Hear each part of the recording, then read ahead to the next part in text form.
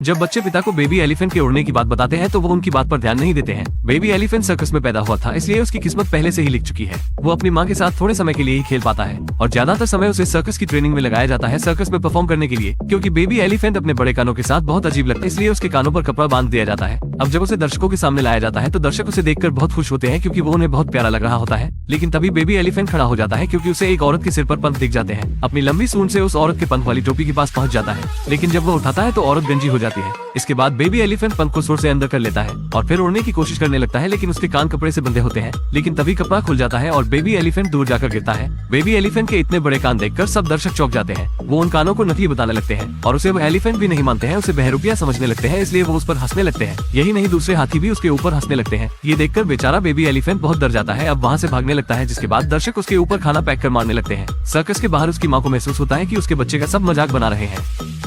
Baby elephant माँ के जाने के बाद बहुत उदास हो गया, इसलिए उसने खाना पीना सब छोड़ दिया। भाई बहन उसके साथ खेलने के लिए आते हैं, लेकिन बेबी एलिफेंट को उनके साथ खेलने में कोई दिलचस्पी नहीं है। तभी एक पंख उनसे गिर जाता है। शायद पंख बेबी एलिफेंट का सपना है। वो पंख को अपने सूंड से अंदर कर लेता है और एक बार फिर वो उड़ने लगता है। आखिरकार दोनों भाई बहन को बेबी एलिफेंट के उड़ने का राज पता चल जाता है, जो पंख था। जब भी कोई भी पंख दिखाई देता है तो वो अपने कानों को पंखों की तरह फैला सकता है और उड़ान भरना शुरू कर सकता है। महिला अचानक हवा में मंच के ऊपर से गिरने लगती है, लेकिन उसने बेबी एलिफेंट के हुड को पकड़ लिया है। दर्शकों को ये देखकर पसीने आने लगते हैं। लालची बॉस जमीन से संरक्षित नेट को हटवा देता है। प्रचार के लिए लड़की डरकर चिल्लाने लगती है। अगले पल हुड निकल जाता है और वो गिर जाती है। आदमी ने समय पर रस्सी फेंकी, उसे एक कुशन दिया। अब वो महिला कलाकार की रक्षा के लिए आगे बढ़ता है। बेबी एलिफेंट भी बहुत खतरे में है। उसके शरीर का आधा हिस्सा मंच से फिसल गया है। वो ऊपर चढ़ने की कोशिश करता है, लेकिन नहीं चल सकता है। खेल के मैदान में शो हॉल से एल्काट्राज तक घबराहट की आवाज सुनी जाती है। दूर के छोर पर हाथी अचानक उत्तेजित हो जाते हैं। वो हाउल्स और हॉवल्स करने लगते हैं। जूझ रहा बेबी एलिफेंट अपनी माँ की आवाज सुनता है, जिससे उसका दिमाग भटक जाता है और वो इस चूक के कारण मंच से नीचे गिर जाता है। सभी दर्शक ये